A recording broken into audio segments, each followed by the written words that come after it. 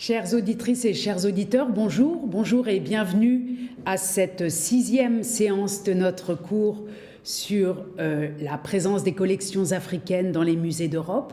6e cours qui est le second dans cette configuration particulière à laquelle nous contraint le coronavirus, consacré aujourd'hui au rôle des missionnaires des maisons religieuses dans l'appropriation et le transfert du continent africain à différents musées d'Europe de pièces de l'héritage matériel subsaharien. La séance s'intitule « Au nom du Christ ». Je résume rapidement celles qui ont précédé. Nous avons d'abord, dans la première séance, fait connaissance avec le type d'objets, la typologie des objets qui, au XVIe siècle, avaient rejoint les cabinets de curiosité européens depuis la région de l'ouest de l'Afrique principalement. Puis, nous nous sommes intéressés à la question des explorateurs, avec beaucoup de guillemets, et aux conditions dans lesquelles ils ont pu acheter des pièces qui sont aujourd'hui dans nos musées publics en Europe, conditions dans lesquelles ils ont pu les échanger, les recevoir en cadeau et ou encore se voir refuser des achats ou des échanges. Après cette séquence consacrée au long 19e siècle, au 19e siècle jusqu'aux années 1884, jusqu'au partage de l'Afrique par les puissances européennes, nous nous sommes intéressés à la question du passé colonial des musées ou de l'imbrication entre cette histoire coloniale des pays africains, des pays européens en Afrique et l'histoire de leurs musées, en constatant que la provenance des collections africaines dans les musées d'Europe, dans tous les musées d'Europe, était inextricablement liée à la géographie coloniale et à la chronologie coloniale. Dans le dernier cours, intitulé « Armées et musées », il a été question des événements de spoliation coloniale qui ont pu être menés par l'armée britannique, française, prussienne, belge, dans différentes configurations vers le dernier tiers du XIXe siècle et au début du XXe siècle. Et nous avons vu comment, dans certains musées, en particulier en Grande-Bretagne, la tradition du trophée de guerre continue d'être maintenue, y compris dans la dénomination des pièces, comme vous le voyez ici à propos de cette tête trophée originaire du peuple Ashanti ou du Ghana actuel. Aujourd'hui, nous nous intéressons au rôle donc des missionnaires comme intermédiaires, comme agents, comme acteurs du transfert massif d'objets, entre guillemets là encore, entre le continent africain et l'Europe, jusque dans les années 1930-1940. La séquence est aujourd'hui articulée, comme toujours, en 3 volets. Le premier s'intitule « Hommes de terrain » au pluriel, le second « Pièces à conviction » et le troisième « Désarroi fatal ». Et nous commençons comme toujours par le document du jour que vous avez vu, qui est un petit objet du jour, une statuette réalisée par un artiste dont le nom nous est inconnu, qui a été réalisé donc au début du XXe siècle dans l'actuelle République démocratique du Congo, qui est conservé aujourd'hui au Africa Museum, au musée de Tervuren près de Bruxelles, et qui représente un missionnaire bien identifié, puisqu'il s'agit de Léo Bitremieux, missionnaire de Scheut, donc une congrégation cise du côté de Bruxelles, Bitremieux qui fut à la fois un missionnaire renommé, mais aussi un ethnographe. Et dans toute la séquence qui va nous occuper aujourd'hui, il faudra toujours avoir à l'esprit que ces missionnaires, ces hommes de terrain, qui souvent apprennent les langues des pays, des régions dans lesquelles ils se trouvent, qui y vivent, contrairement aux explorateurs, notamment qui y vivent longtemps, parfois des décennies, parfois toute une vie, qui ont donc une connaissance très précise du terrain, non seulement du terrain, mais aussi des âmes, puisque leur métier est de convertir les populations locales. Ils ont donc une intimité avec ces populations et ils ont été au XIXe siècle et au XXe siècle parfois parmi les plus grands spécialistes européens, au même titre que des ethnographes universitaires de ces régions. Vous voyez donc Léo Bitremieux ici, il est né en 1880 et mort en 1946. Vous le voyez ici à côté d'une figure de ce qu'on appelle à l'époque un fétiche, et là encore on verra tout à l'heure qu'il faut utiliser beaucoup de guillemets quand on utilise cette expression, à côté d'une statuette rituelle dans la région de Mayombe, dans laquelle il a principalement travaillé. Je vous montre une autre statuette réalisée par un sculpteur africain de Sebitremieux qui manifestement aimait se faire représenter par les artistes locaux.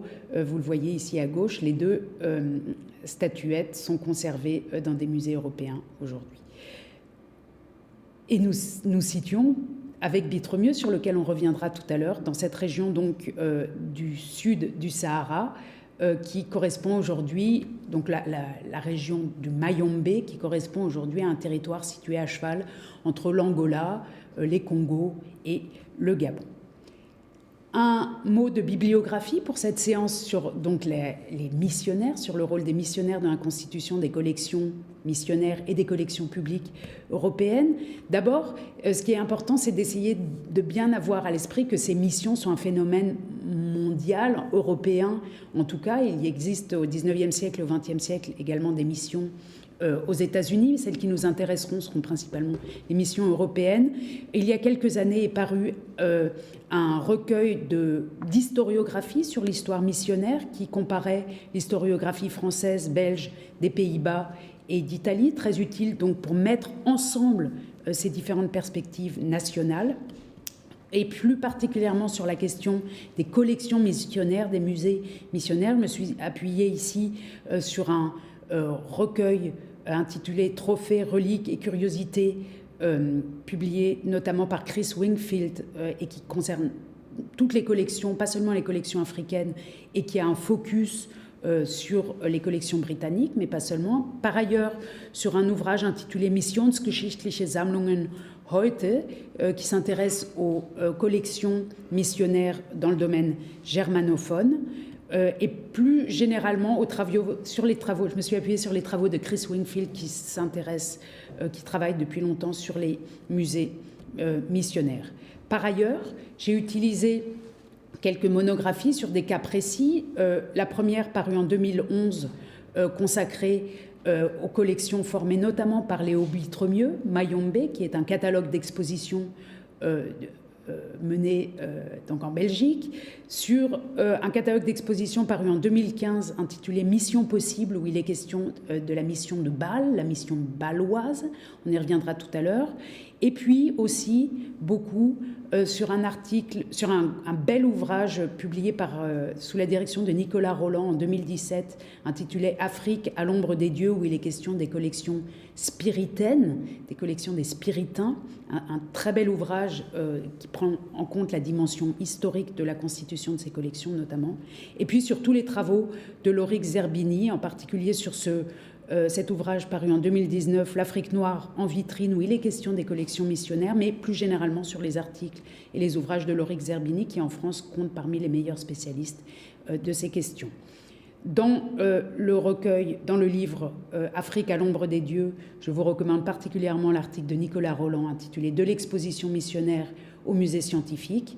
Et comme je le disais, pour ce qui concerne Lorik Zerbini, qui éclaire particulièrement les collections lyonnaises, il y a une foule d'articles extrêmement intéressants comme celui-ci, « La construction du discours patrimonial, les musées missionnaires à Lyon », ou encore un article fondamental sur l'exposition Vaticane de 1925, l'affirmation de la politique missionnaire de Pie XI. Et nous nous lançons donc dans la première partie intitulée « Hommes de terrain ».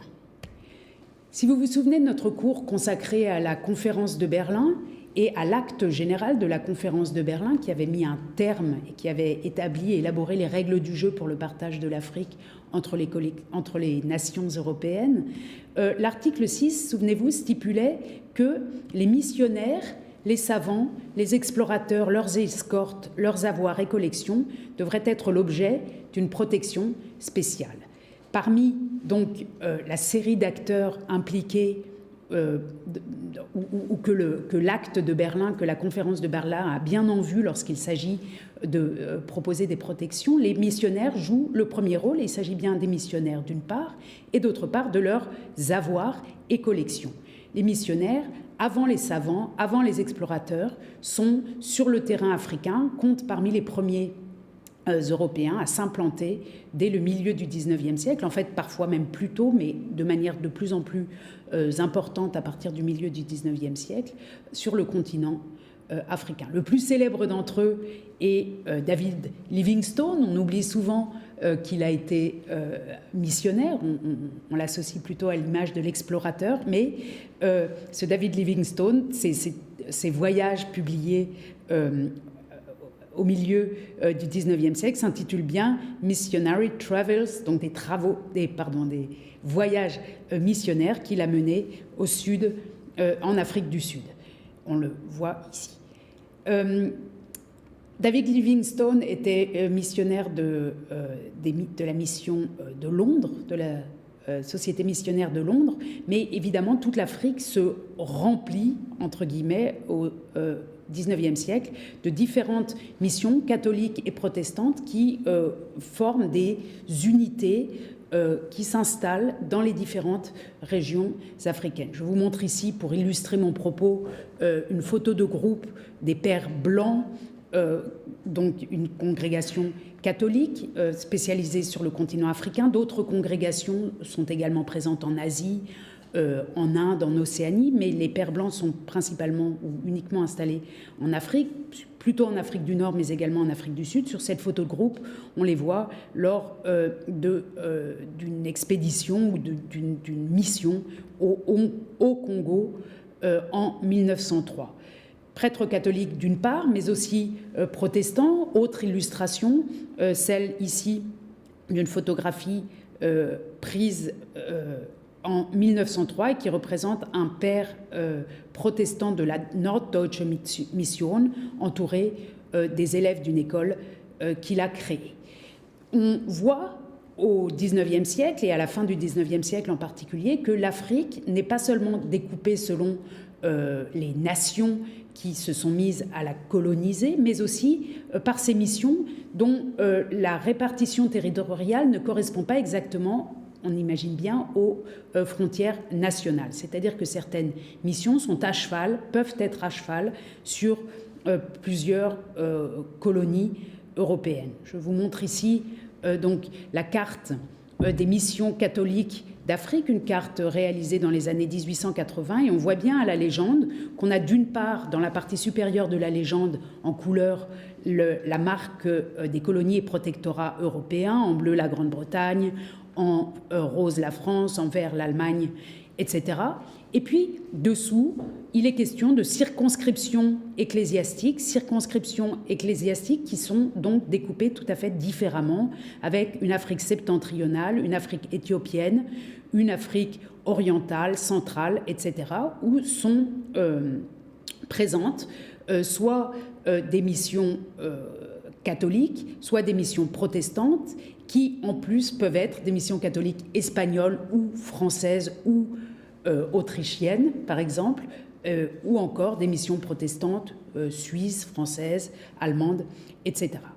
Le rapport entre la puissance ou les autorités coloniales, l'armée et les missionnaires est un rapport complexe, un rapport parfois de service rendu ou parfois d'opposition. Il ne me revient pas ici de faire l'histoire des missions en Afrique, mais simplement, et c'est ce qui nous intéresse particulièrement aujourd'hui, de voir comment vont se constituer des collections d'objets, des pièces matérielles qui vont être transférées par ces acteurs très présents au sud du Sahara, transférées donc dans les collections européennes. Cette histoire des musées missionnaires ou de la présence d'objets venus par l'intermédiaire de missionnaires en Europe au XIXe siècle est assez précoce, puisque dès 1814, on est encore sous l'Empire en Europe, enfin en France, est créé le premier musée missionnaire, qui est le musée missionnaire de Lyon, où vous voyez ici une représentation populaire qu'on reconnaît du premier coup sur les gravures de l'époque à sa girafe empaillée, qui était certainement l'attraction de ce premier musée missionnaire. Un musée missionnaire qui ne se distingue pas réellement par sa composition et par sa présentation au tout début du XIXe siècle d'autres cabinet d'histoire naturelle et d'objets ethnographiques. Il a été étudié, ce premier musée, par Chris Wingfield, que j'évoquais déjà, qui montre bien comment c'est progressivement et en fait tardivement au XIXe siècle que ce musée va acquérir un caractère plus sacerdotal, plus explicitement missionnaire et religieux. Au début, ce n'est pas le cas. Par ailleurs, on trouve dans les archives, et je vous montre ici une lettre conservée dans les archives des musées de Berlin, on trouve dès les années 1840 des propositions de dons, ou plutôt parfois et généralement de ventes, de collections, d'ensembles formés par des missionnaires. Ici, il s'agit d'une lettre d'un missionnaire nommé Hermann Haller, qui opérait dans la région de l'actuel Ghana et qui propose au musée de Berlin en 1846, de retour en Allemagne, il propose ein ethnographisches Kabinett qui est issu d'objets pris dans la région Ashanti. J'ai marqué sur la lettre, comme vous le voyez, les mots-clés, et il s'agit bien d'une liste d'objets de 3 ensembles qui vont être acquis en effet par les musées de Berlin. Vous voyez ces pièces ici, qui sont à la fois des objets du quotidien, quelques instruments de musique, des textiles, rien de très différent donc de ceux que peuvent à la même époque rapporter ce que nous avons appelé les explorateurs dans les cours précédents. Mais la typologie des objets que ces missionnaires vont progressivement rapporter ou proposer aux musées européens évolue au cours du siècle, et à partir du milieu du XIXe siècle, et en particulier dans le dernier tiers, on voit apparaître une nouvelle catégorie d'objets qui est bien plus présente dans leurs collections à eux que dans les collections des explorateurs, qui sont ceux qu'à l'époque on appelle des fétiches, qu'on appelle longtemps d'ailleurs des fétiches. Je vous montre ici dans l'encyclopédie théologique de l'abbé Migne, qui est l'ouvrage de référence pour les prêtres de l'époque. C'est les lecteurs principaux et les utilisateurs principaux de cette encyclopédie théologique qui rassemble la somme du savoir théologique et qui tente de se mettre au niveau la théologie, enfin, de proposer une encyclopédie qui ressemble aux encyclopédies scientifiques. Ici, à la rubrique fétiche, on peut lire « fétiche ». Ce mot, emprunté au portugais fétiço, objet fêté ou vénéré, et adopté par quelques peuplades nègres, s'emploie en général pour désigner les objets du culte des habitants de la Guinée et d'autres peuples barbares de l'Afrique. Tout ce qui frappe l'imagination déréglée du nègre devient son fétiche, son idole. Il adore, il consulte un arbre, un rocher, un œuf, une arête de poisson, un coquillage, un grain de datte, une corne, un brin d'herbe. Quelques peuples ont un fétiche national et suprême. L'article continue sur plusieurs colonnes et nous montre ici, d'une part, combien le discours sur les fétiches, sur les objets rituels est condescendant et met en avant le caractère barbare des populations locales, sans entrer ici dans une compréhension des rituels, dans un effort d'interprétation de ces objets. Donc ils sont vus comme des pièces qui prouvent un dérèglement des populations. Et ce qui m'intéresse particulièrement, c'est que les missionnaires vont devenir progressivement, au fil du XIXe siècle, les spécialistes des fétiches, en tout cas du point de vue européen, du point de vue des directeurs de musées. Ce sont eux, les missionnaires, qui sont les plus à même d'être en contact avec ce type d'objet, puisque l'un de leurs objectifs, et je vais y revenir dans un instant, est d'échanger les croyances locales, les croyances traditionnelles contre le christianisme. À partir de cette période-là, de la deuxième moitié du XIXe siècle et surtout de la fin du XIXe siècle, se multiplient les photographies qui montrent des missionnaires qui diffusent l'iconographie du missionnaire à côté d'un fétiche entre guillemets. On a vu Bitremieux tout à l'heure. Je vous montre ici une photographie souvent reproduite d'un autre père spiritain, Camille Laguel, à côté d'un féticheur, comme le dit la légende de l'image, et qui représente, semble-t-il, d'après les recherches effectuées par les spécialistes, un médecin traditionnel qui est ici accroupi et dont ce père spiritain qui se tient tout à fait à ses côtés, il a posé les mains sur ses épaules d'un signe de prise en main en quelque sorte, ou peut-être d'un signe paternaliste.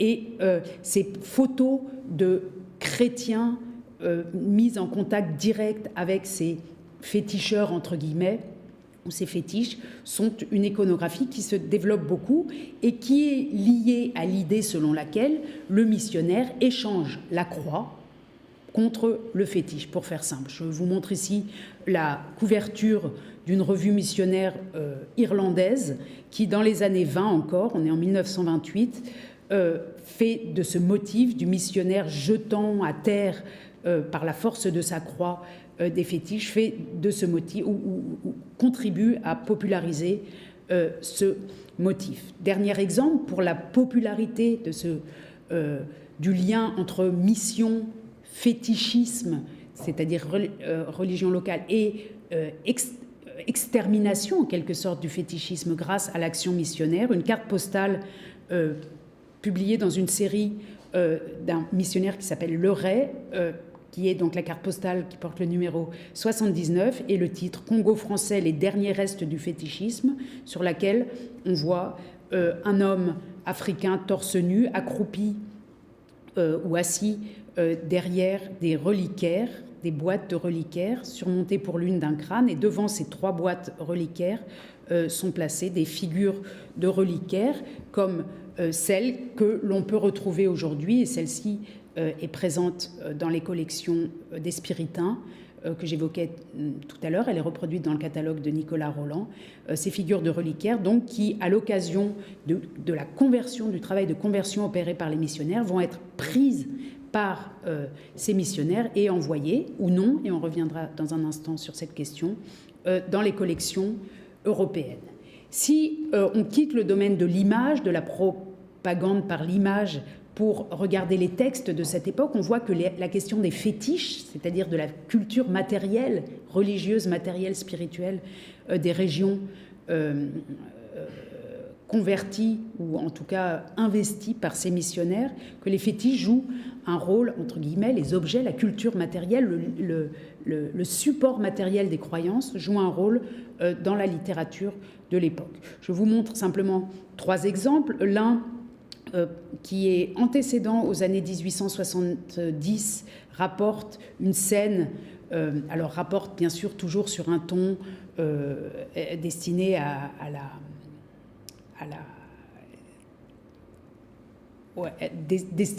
destiné à montrer la force de la mission, la force du Christ, donc sur un ton pédagogique, si on veut.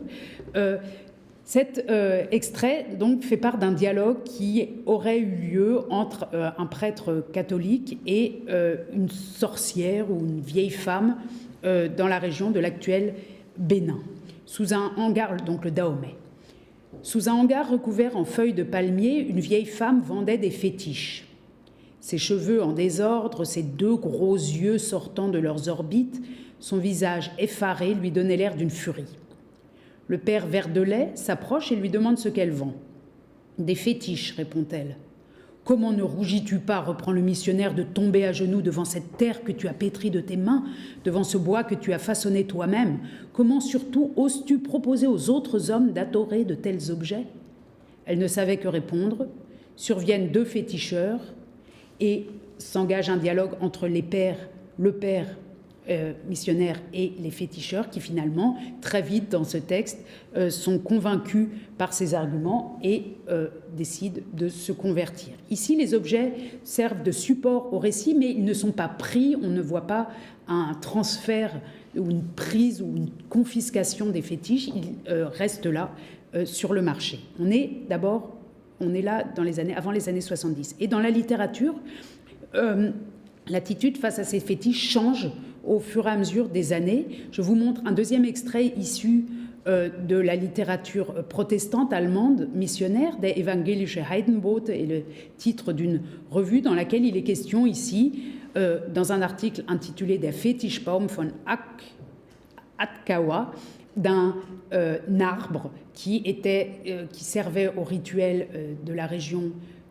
dans laquelle se trouvent ces deux Ashanti, dans laquelle se trouvent deux missionnaires de la mission bâloise, et qui décrivent dans ce texte comment ils arrivent et ils vont à grands coups de hache abattre cet arbre à fétiche, selon eux, selon le propos ici, avec les remerciements de la population qui est heureuse, nous dit ce texte, d'être débarrassée enfin de ce poids du fétichisme et de pouvoir passer sur la route, puisque cet arbre à fétiche gênait le passage pour des raisons magiques. Troisième exemple, l'écho d'Afrique, on est dans les années 1920. Ici, il est question du rapport entre, dans une rhétorique beaucoup plus violente, combative, de combat, il est question du rapport entre la destruction des fétiches par le missionnaire et son œuvre apostolique. Tel le soldat, je lis, tel le soldat ravissant un drapeau aux mains de l'ennemi, le missionnaire catholique exulte lorsqu'il peut arracher des fétiches au culte des Noirs qui se convertissent et en doter les expositions missionnaires. Notre œuvre en possède ainsi de très authentiques dans ses musées. Ce sont des trophées chantant la victoire éternelle du Christ sur Satan, etc. Ici, on a une vraie métaphorique militaire, là encore du trophée, mais trophée du christianisme. Donc, avec ces trois exemples, je voulais vous montrer d'abord, dans un premier temps, le fait que les fétiches sont laissés de côté. On voit qu'ils ont cours, mais le prêtre les laisse de côté et convertit ceux qui sont autour. Dans le deuxième cas, une destruction de fétiches, et dans le troisième cas, pas seulement une destruction, mais un ravissement, enfin une prise du fétiche qui n'est pas détruit mais envoyé dans les collections. Ce seront en gros les trois possibilités d'action que les missionnaires, dont témoignent les missionnaires dans la littérature en tout cas, même s'il ne faut pas prendre ces textes toujours au pied de la lettre. Au fil du XIXe siècle, et en particulier autour de 1900, les missionnaires déploient donc non seulement une expertise de la chose religieuse et des matérialités qui fixent les religions, mais aussi il se développe une véritable science missionnaire et une revendication des missionnaires d'être d'excellents scientifiques. Dans la revue Anthropos, qui est une revue missionnaire d'anthropologie créée au début du XXe siècle, Alexandre Leroy, missionnaire spiritain, écrit « Nous prétendons être plus qualifiés que qui que ce soit pour étudier les choses religieuses. Nous sommes plus instruits sur ces questions et nous les comprenons mieux. C'est notre parti. » Donc on voit que ici, et en particulier pour ce qui concerne la collection d'objets tirés de cultes, des différents cultes locaux rencontrés par les missionnaires, c'est bien cette catégorie d'hommes et de quelques femmes d'ailleurs engagés sur le terrain pour des raisons de conversion des populations qu'ils vont jouer un rôle central dans l'histoire des collections, et pas seulement des collections missionnaires. Vous voyez ici en bas dans la vignette le musée de la mission bâloise créé dans la deuxième moitié du XIXe siècle, mais aussi pour les musées publics. Et vous voyez en haut, dans la vignette du haut, le Völkerkundemuseum de Berlin. Quand le directeur du musée de Berlin apprend autour de 1900, en 1899, que certains fétiches, entre guillemets, font l'objet d'autodafé dans les régions travaillées par les missionnaires bâlois, le directeur du musée de Berlin se plaint auprès de la mission de Bâle et leur demande aux missionnaires de ne pas détruire les fétiches, mais bien de les envoyer dans les musées. Cette question de l'intérêt muséal d'objets qu'on voudrait soustraire à la vue des populations locales, comme répondent d'ailleurs les missionnaires bâlois. Ils disent qu'il faut qu'on soustrait ces fétiches aux populations locales et il ne faut surtout pas qu'on les prenne, car il risque de se faire un commerce autour de tout cela. Mais cet échange entre le musée de Berlin et le musée de Bâle montre combien, au plus tard, autour de 1900, les fétiches sont devenus non seulement un objet d'intérêt pour les collections publiques, mais aussi pour le marché. Deuxième partie, pièce à conviction. Alors, je l'ai évoqué tout à l'heure, on a 3 cas de figure. Le cas de figure où les objets de culte restent sur place, le cas de figure où ils sont détruits, et puis le troisième, parfois par autodafé, et le troisième cas de figure où ces objets sont emportés comme des trophées de chrétiens, des trophées de la victoire de la chrétienté sur les religions locales. Quand ces objets donc ne sont pas détruits, ils sont envoyés dans les collections qui sont parfois des collections missionnaires, puisque certaines missions, tant en France, aux Pays-Bas, en Belgique, qu'en Allemagne, en Suisse, en Autriche, en Italie, certaines de ces missions créent des musées avec les objets qu'elles recueillent. On voit, à l'exemple que je vais évoquer maintenant, l'exemple de ce qu'on a appelé l'idole géante de Dikoki, que ces pièces ont d'abord, dans la plupart des cas, et je dis d'abord dans un sens chronologique, une fonction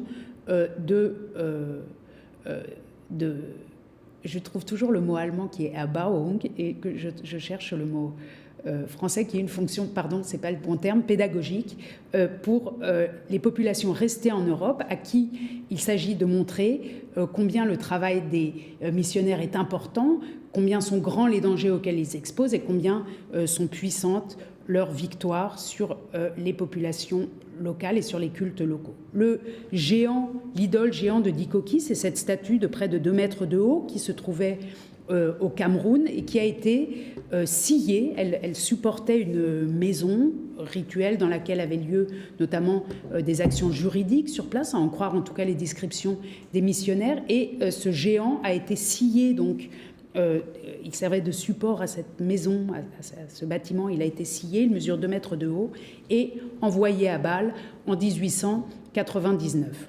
On est très bien informé des conditions dans lesquelles s'est faite cette opération.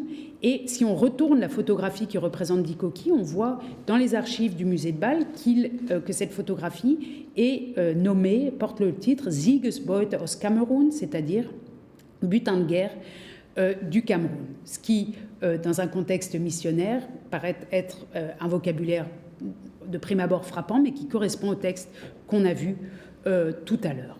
Cette statue du géant Dikoki était installée à Bâle dans une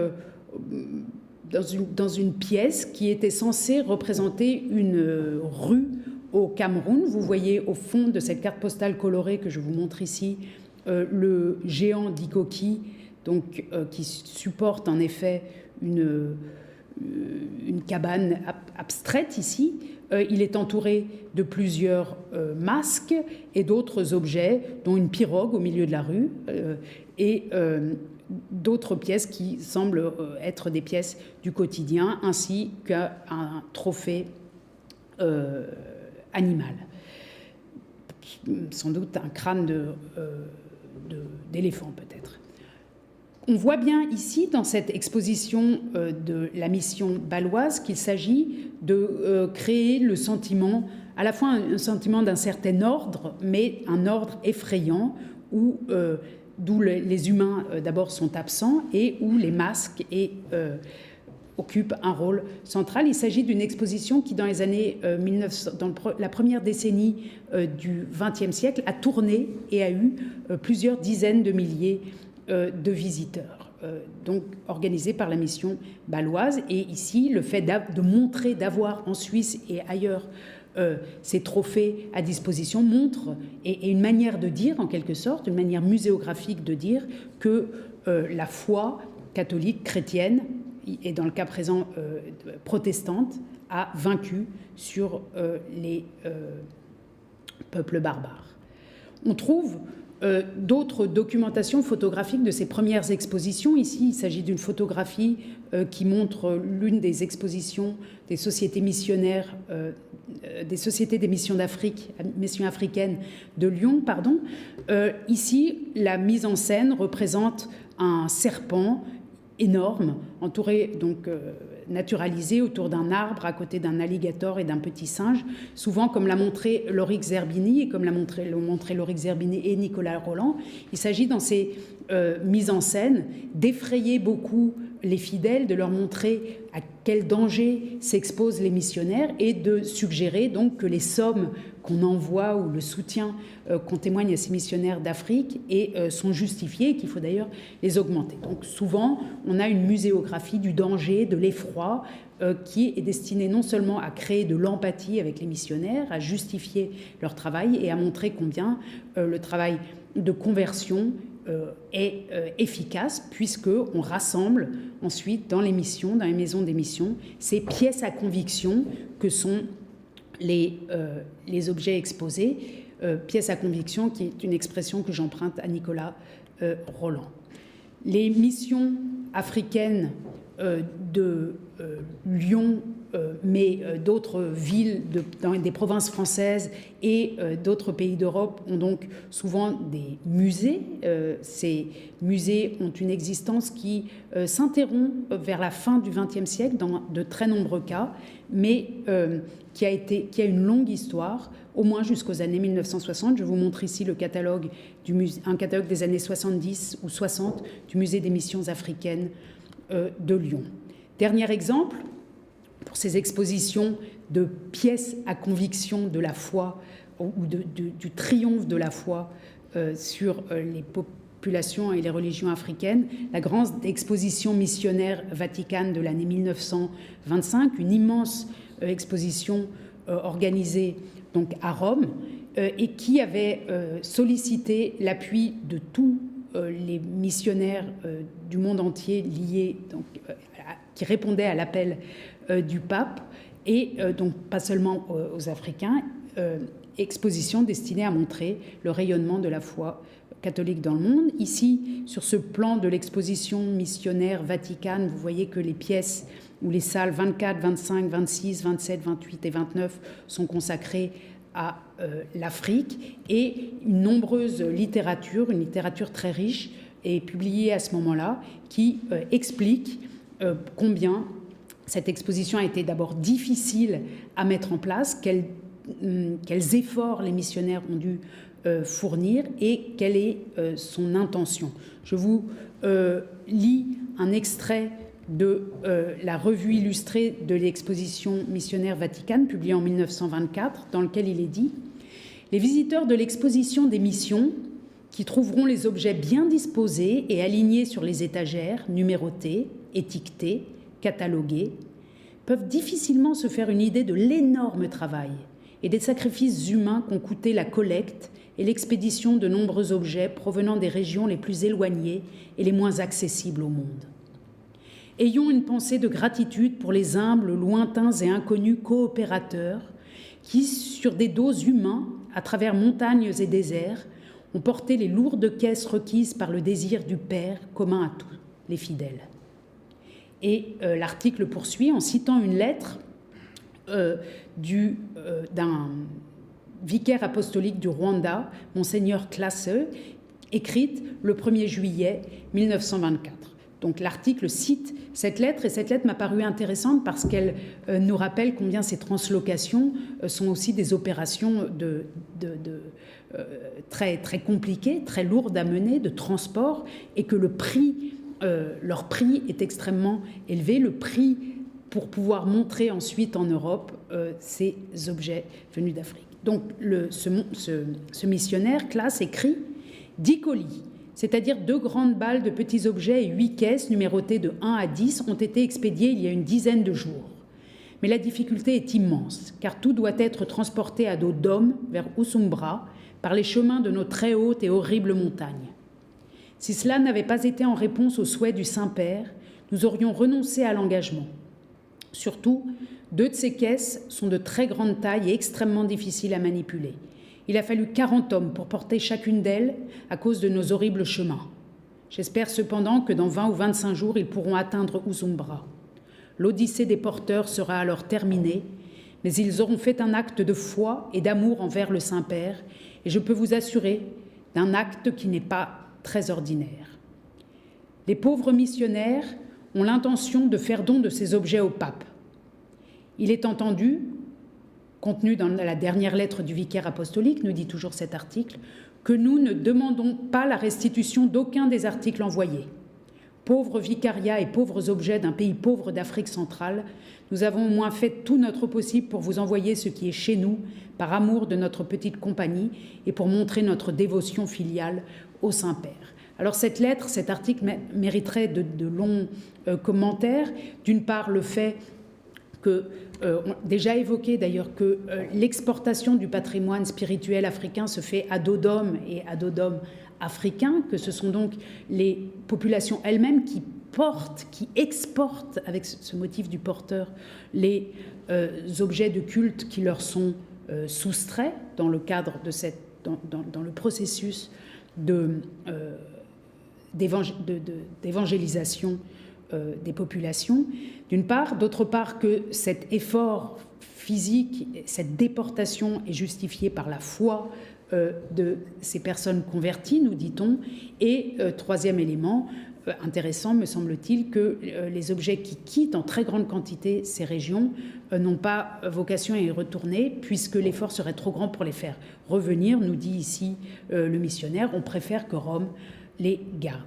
Je vous montre ici, simplement pour qu'on puisse avoir une idée concrète du genre de muséographie de l'exposition missionnaire Vaticane en 1925, la salle consacrée au Congo, et un texte qui l'accompagne, un texte donc dans l'un des nombreux livrets publiés à cette occasion, qui décrit la salle en indiquant qu'on y voit un missionnaire catholique d'un côté, c'est-à-dire donc une poupée géante à taille naturelle, un mannequin d'un missionnaire catholique d'un côté, d'un sorcier de l'autre, qui, nous dit ce livret, exprime par leur seule présence comment la religion doit affronter la superstition païenne de l'Empire sur les armes. Le travail des écoles professionnelles missionnaires dit avec éloquence combien la religion catholique peut faire pour éduquer le sauvage, puisque à côté de ces pièces rituelles, de ces fétiches, entre guillemets, l'exposition montre des objets manufacturés, des objets faits par des artisans, et en particulier des statuettes chrétiennes qui représentent parfois la Vierge ou le Christ, faits par les artistes africains ou les artisans africains convertis. Donc ici, il s'agit de prouver dans cette exposition combien, après la conversion, ces sauvages, entre guillemets, comme ils sont qualifiés ici, font des progrès, y compris plastiques. La superstition, nous dit toujours ce livret, la superstition est également indiquée par les tatouages, par de nombreuses idoles et fétiches que l'on peut voir ici. La collection existe toujours, elle est aujourd'hui comprise dans le musée d'ethnologie, d'ethnographie du Vatican, qui est en train de rouvrir actuellement ses portes dans une scénographie d'Adrien Gardère, qui d'ailleurs est aussi celui qui a pensé l'espace intérieur du Louvre-Lens. Alors, qu'est-il advenu des musées missionnaires du 19e et du début du 20e siècle ? Je disais tout à l'heure que certains n'existent plus, qu'ils ont disparu dans les années 60, mais certains existent encore. Je vous montre ici simplement à titre d'indication une photographie prise à l'intérieur du musée missionnaire de Style, l'un des grands musées missionnaires encore ouverts aujourd'hui aux Pays-Bas. Et dans d'autres cas, les collections, comme celles des collections d'objets des terres de mission lyonnaises, ont été versées, données, déposées dans des collections publiques. Donc ici, il s'agit des objets, de la collection d'objets de l'œuvre de la propagation de la foi à Lyon, qui a été déposée il y a quelques années au musée des Confluences. Donc les musées publics ont hérité, ont absorbé des collections missionnaires prises dans les conditions que j'évoquais, ou encore les collections de la mission protestante, de la mission bâloise, qui, il y a quelques années, en 2015, ont été intégrées aux collections du musée des cultures, du musée ethnologique de Bâle, que vous voyez ici sur la droite. On trouve aussi, c'est le deuxième volet de ce moment consacré à la muséographie missionnaire et à la mise en scène des collections africaines dans les collections européennes. On trouve aussi un autre cas de figure, extrêmement intéressant également, celui de missionnaires qui livrent directement, qui sont en contact direct avec des musées publics, donc sans ce passage par les musées missionnaires. Je voudrais donner simplement un ou deux exemples. Le premier est lié au musée du Quai Branly et aux institutions qui lui ont précédé, donc le musée d'ethnographie du Trocadéro, qui dans les années 30 notamment a reçu quelques objets envoyés par le père spiritain Constant Tastevin. Vous voyez ici un label lié à un objet, une statuette magique Bumba Mazi, originaire de la province de Cabinda, et le label indique, le cartel indique que cette pièce de 40 cm de hauteur a été collectée en 1933 par le père Tastevin et qu'elle est aujourd'hui au musée du Quai Branly. Le père Constant Tastevin, que j'évoquais à l'instant, est un missionnaire particulier au sens où les objets qu'il a recueillis l'ont été lors de voyages rapides, très rapides, dans différentes régions. Il n'était pas implanté dans les régions d'où il a envoyé des objets, mais il est bien allé dans les années 30 à la recherche de collections pour former des collections, notamment dans la région de l'actuelle Angola. Vous voyez ici la statuette dont il est question, une statuette magique d'après la dénomination actuelle dans le musée. Et nous avions déjà fait connaissance du père Constant Tastevin, souvenez-vous, lorsque nous avions évoqué la première réclamation connue d'objets africains, cette lettre d'un vieux chrétien de 78 ans conservée au musée du Quai Branly, où le vieux chrétien réclamait qu'on lui rende des objets dynastiques, des objets de pouvoir qui n'étaient pas des fétiches, qu'avait pris précisément ce missionnaire Tastevin. Et la lettre, souvenez-vous, était adressée à un père Lourenço Mambuco, dont on sait par des photographies qu'il a été l'intermédiaire, en fait, l'un des auxiliaires de Tastevin sur le terrain, donc un prêtre africain converti lui-même qui a aidé Tastevin à former ses collections. Et vous le voyez ici, photographié par Constant Tastevin avec l'un de ses élèves et quelques fétiches, entre guillemets, quelques statuettes magiques présentées devant lui. Et certaines d'entre elles sont aujourd'hui présentes dans les collections publiques françaises, celle du musée du Quai Branly en l'occurrence.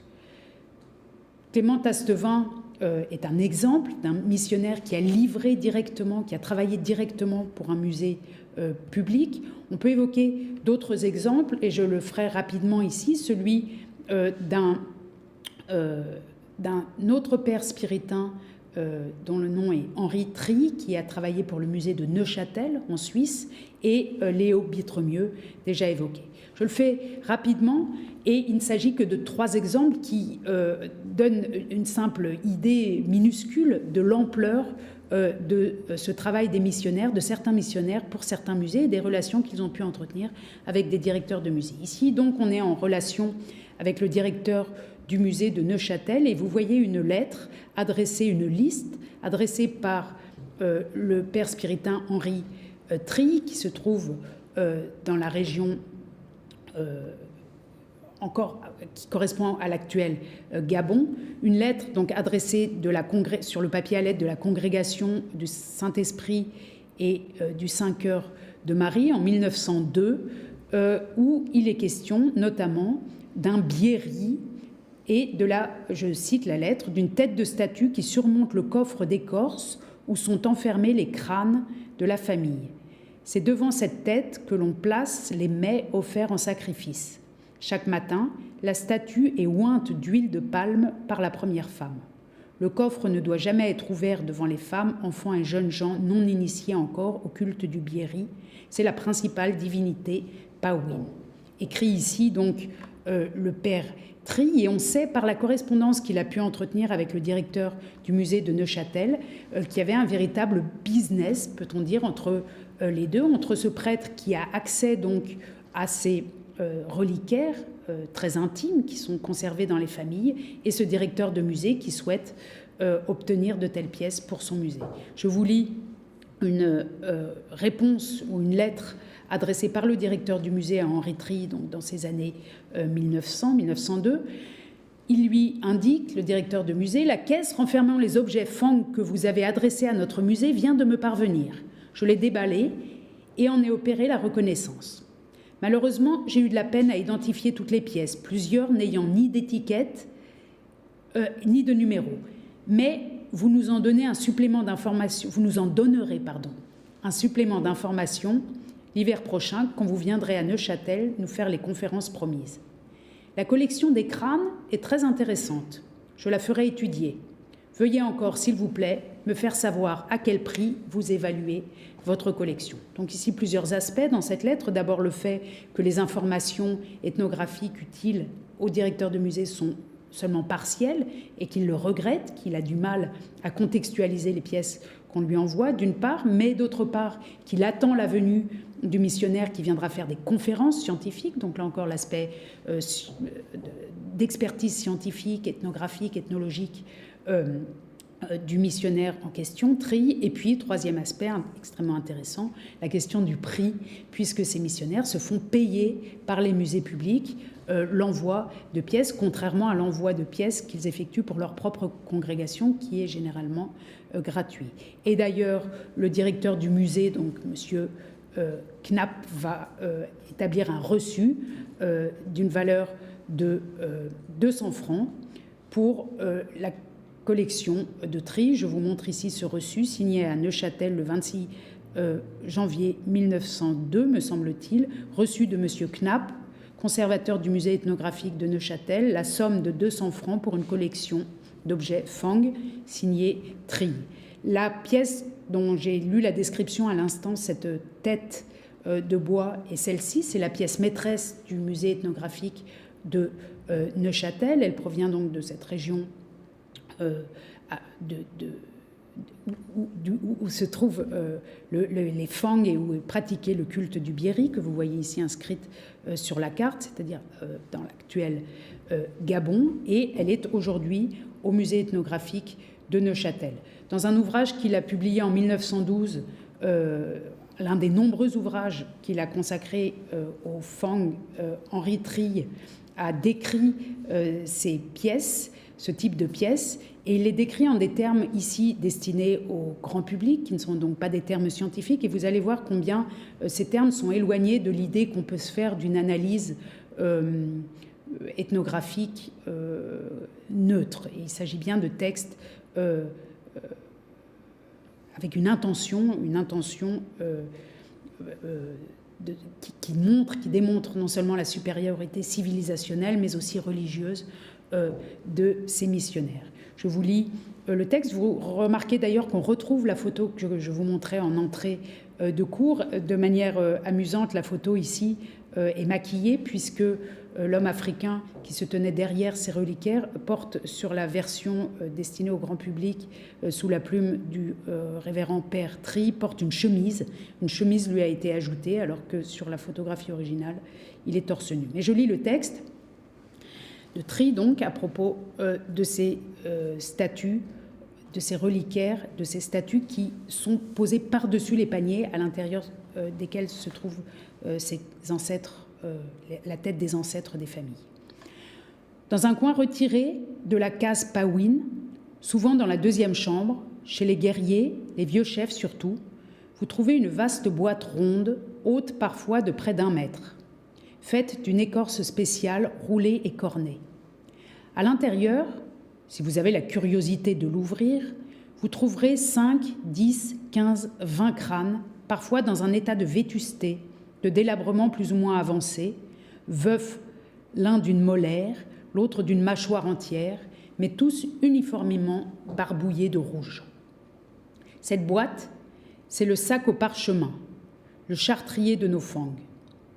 Il n'est pas fort élégant, mais chacun fait ce qu'il peut en ce monde. Quand meurt le chef de famille, son fils aîné, après maintes cérémonies que nous verrons plus loin, détache soigneusement le crâne du mort et le place ensuite dans la boîte d'écorce où, barbouillé de rouge, il va rejoindre les aïeux et attendre son successeur. Et sur la page suivante, le texte fait mention des statues qui sont des sculptures en bois, des petites sculptures en bois qui surmontent ces caisses de crâne, et il dit « Au-dessus de cette boîte, On place souvent une grossière et hideuse statue taillée à grands coups de hache dans un informe tronc de bois noir. Cela, à proprement parler, c'est Biéri, le dieu national, le fétiche universellement redouté des non-initiés, la statue, représentation du dieu invisible du mal, celui qu'il s'agit de se concilier, auquel de temps à autre, aux époques de pleine lune surtout, on offre dans un coin reculé de la forêt sombre les victimes du sacrifice. Ce texte montre, d'une part, que le prêtre missionnaire a accès à de tels objets. Il évoque la curiosité qu'on peut avoir à ouvrir ces caisses, curiosité, et ici toute la question du consentement se pose. Alors, bien sûr, on peut considérer que les populations converties donnent de bon gré, laissent de bon gré ce missionnaire regarder à l'intérieur des reliquaires, se saisir des crânes et les envoyer en Europe, mais on peut imaginer aussi que certaines résistances ont dû lui être opposées. Et ce qui frappe, c'est l'utilisation du terme de hideux, de statues hideuses, faites grossièrement à la hache, statues hideuses qui sont, hideuses entre guillemets, extrêmement prisées par les musées européens, par le marché de l'art d'ailleurs, sur lesquels nous reviendrons dans 2 séances, et qui lui permettent un trafic lucratif, notamment avec le musée de Neuchâtel. Donc c'est hideux pour ce texte à vocation pédagogique et grand public, mais en revanche, le prêtre sait manifestement très bien la valeur qu'il peut en tirer en l'adressant à un musée. Dernier exemple, celui déjà évoqué de Léo Bittremieux, qui était un père cheude, qui a vécu extrêmement longtemps dans la région du Mayombe, déjà évoqué. On le voit ici sur une photographie prise en 1925, au verso de laquelle Bittremieux a noté « Puissant baobab », puisqu'on le voit au pied de ce baobab avec 3 autres personnes, « Puissant baobab, le Nkondo de Mumba, l'arbre sacré de Muanda. Il s'apparente, semble-t-il, au Nkizitsi, l'esprit de la terre que j'ai détrôné à cet endroit. Il faut 10 hommes pour arriver à l'étreindre. L'ombre sur la gauche est l'entrée d'un creux au milieu de l'arbre dans lequel tiennent un lit, une chaise et une table. » Et vous voyez que Léo Bittremieux, qui a vécu très longtemps dans cette région, a envoyé, s'est saisi lui aussi d'un grand nombre d'objets. Il utilise le terme de détrôner, d'un grand nombre de statuettes magiques, sacrées, rituelles, donc qui sont des nkisi. Je vous en montre une ici qui a été exposée récemment dans l'exposition que j'évoquais tout à l'heure sur les Mayombe, et sa face et sa vue arrière. Donc ces statues, nous expliquent les spécialistes, sont dotées de charges qui leur donnent leur puissance. Bittremieux en a envoyé un très grand nombre aux Pays-Bas, et là encore, il ne l'a pas fait gratuitement. Le catalogue que j'évoquais tout à l'heure nous montre que ces statues font l'objet de négociations, et elles sont envoyées par Bittremieux au musée universitaire de Louvain, dont le directeur est en relation avec Bittremieux, des relations qui s'enveniment rapidement, comme nous l'indique le catalogue. Bittremieux écrit à son frère, nous dit le catalogue, on est au début du XXe siècle, « Cela devient ridicule. Nous voulons faire de notre mieux, mais le temps, c'est de l'argent. Et pour tous nos efforts, le musée de Louvain ne nous donne pas un rond. Nous, Flamands, sommes tout de même bonne pâte. » Donc il regrette ici, Bittremieux, que les envois réguliers et massifs qu'il fait au musée de Louvain ne sont pas rémunérés, ou pas rémunérés comme il le souhaiterait. L'article indique ensuite dans le catalogue que Bittremieux voulait une compensation en échange de ces envois, mais qu'elle ne vient pas.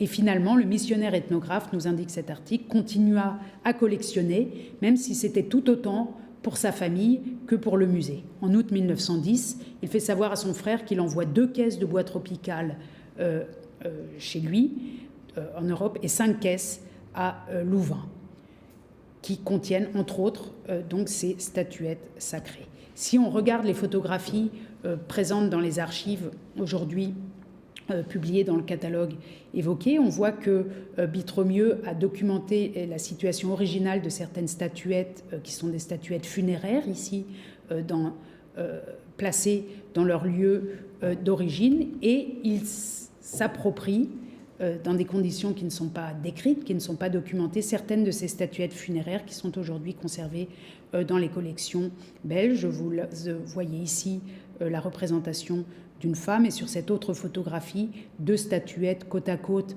dans leur site funéraire d'origine et dans des photographies contemporaines qui les montrent dans le musée où elles sont présentes aujourd'hui. La question du consentement, là encore, n'est pas élucidée. On ignore les conditions exactes dans lesquelles ce missionnaire s'est approprié ces statuettes funéraires, mais on peut imaginer, étant donné l'importance symbolique, sacrée et leur fonction dans ces cultes, que leur cession n'a pas forcément été naturelle.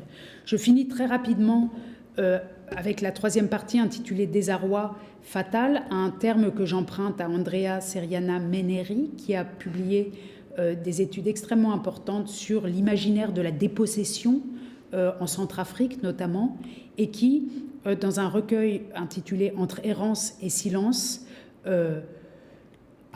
revient sur un moment de dépossession infligé par un père spiritain à un sorcier de Centrafrique. Et je vous lis simplement un extrait de cet ouvrage d'Andrea Seriana Meneri, où il est question de l'acte de dépossession et de ses conséquences. Et ce que j'essaye de faire en faisant cela, c'est de retourner comme toujours la perspective et de voir ce que produit, quel effet produisent ces départs d'objets ou ces confiscations d'objets ou la disparition de certains objets à l'initiative des missionnaires sur les intéressés, sur les populations qui les possédaient avant ou sur les individus qui les possédaient avant. Ici, on a un beau témoignage, même si c'est un témoignage du père lui-même, mais il permet de sentir peut-être quels ont été les effets produits par de tels départs massifs d'objets rituels.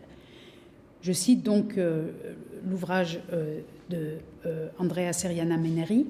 Dans un carnet manuscrit où il consigne ses souvenirs dans les années 40, conservé aux archives de la Congrégation du Saint-Esprit, le père Joseph Daigre évoque un maître sorcier très puissant, rencontré autour de 1910, possédant un grand nombre de fétiches et très sollicité par les indigènes qui lui demandent des guérisons.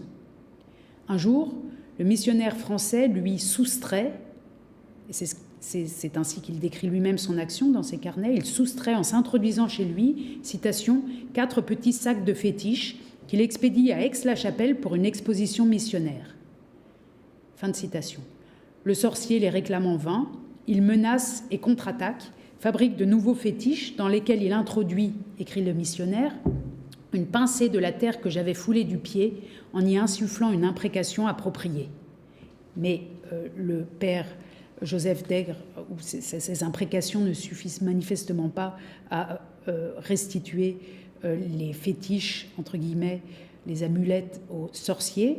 Et pris de dépit, ce sorcier subit la mort inexpliquée de ces 2 femmes et il finit par s'exiler au Congo belge, il finit par quitter sa région d'origine. Et ce témoignage conservé donc dans les archives de la Congrégation du Saint-Esprit correspond à une photographie conservée au même endroit où on voit sur la gauche donc le père Joseph Daigre, le père spiritain, et sur la droite un autre père qui encadre 5 personnes africaines, 2 femmes, enfin en fait 5, 6, 7, 2 femmes, 2 nouveau-nés, 2 enfants très jeunes et 3 hommes. Et au verso de cette photographie est portée l'inscription suivante, extrêmement intéressante pour la question du consentement et la question de l'effet produit par ces spoliations missionnaires.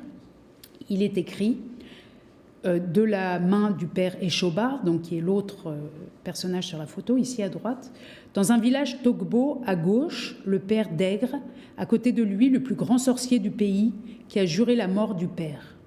Le père lui a en effet volé tous ses plus grands fétiches. Ce sorcier est mon ami, il m'a donné une poule comme cadeau quand je suis passé dans son village. À côté de moi, 2 guerriers Togbo, tous les autres étaient dans la forêt occupés à faire du poison. Le sorcier est en effet des plus grands criminels du pays. 2 femmes Togbo dans le costume national. C'est Togbo dans le costume national, point d'exclamation, note celui qui a rédigé cette notice. C'est Togbo, comme vous le voyez, il faut faire à l'humilité en passant dessous. Hourra, Côme, les grands seront abaissés. Donc on voit probablement ici le sorcier en question, probablement ces deux femmes qui sont, d'après donc le récit lu précédemment, mortes de manière inexpliquée. Le sorcier, séparé de ses fétiches, va finir dans un désarroi fatal, pour reprendre l'expression de l'auteur de cet ouvrage, et quitter le pays. Je finis là-dessus, donc pour rappeler combien ces saisies, ces spoliations, ces prises, ces confiscations peuvent créer une vulnérabilité psychique dans les populations touchées, une vulnérabilité politique. On l'avait vu l'autre jour avec la prise des objets dynastiques que revendiquait le vieux chrétien de 78 ans, mais aussi une vulnérabilité sociale, donc une fragilisation des populations locales, ici, dans le cas des missionnaires, pour des raisons qui sont affichées comme des raisons religieuses, mais qui, derrière, on l'a vu, ont aussi des intentions ou des implications liées au marché de l'art et à la constitution des musées publics européens. Je vous remercie et on se retrouvera pour la prochaine séquence la semaine prochaine séquence intitulée « La méthode scientifique ».